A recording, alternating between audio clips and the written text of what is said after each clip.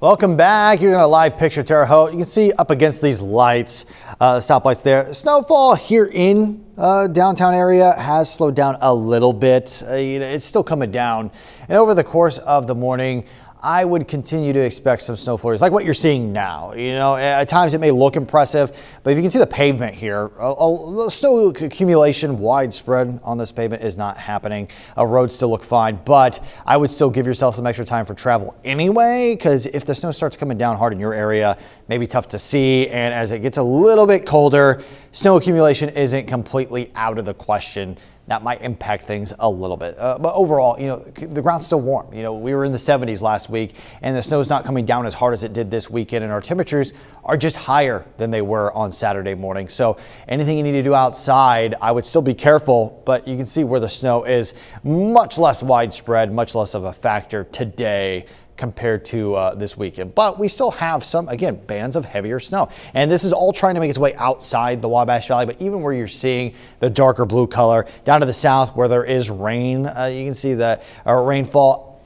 Where you see the drier conditions, the mostly cloudy sky, maybe some very light snows falling in these areas that is just too weak to show up on radar. So, maybe some off and on flurries possible the rest of the day as these try to break up and move out. Now, this is what I'm talking about with our temperatures. We're in the mid 30s in Terre Haute, 32 though in Paris, right at that 32-degree threshold where snow accumulation becomes easier. But everywhere else, this snowfall does have quite the uphill battle, where you can see we're at 35, 37 in Vincennes, where we've been seeing more rain. Temperatures are just too high for widespread snow accumulation, but on cold surfaces, perhaps windshields, maybe some snow is starting to collect, especially in areas to the north. And you can see on our futurecast where more snowfall is expected as the morning goes on. This is around 9 a.m. But again, farther to the south, you still have rain. Temperatures in the mid upper 30s in that area on our futurecast.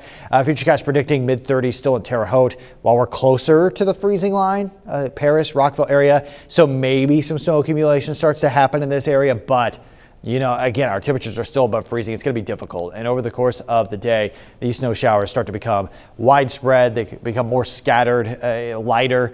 So they're not going to be as impressive as the day goes on, but they're not going to go away either with snow flurries possible most of the day. They're only at the warmest point in the afternoon through the end of the daylight hours here. You can see temperatures upper 30s in Terre Haute.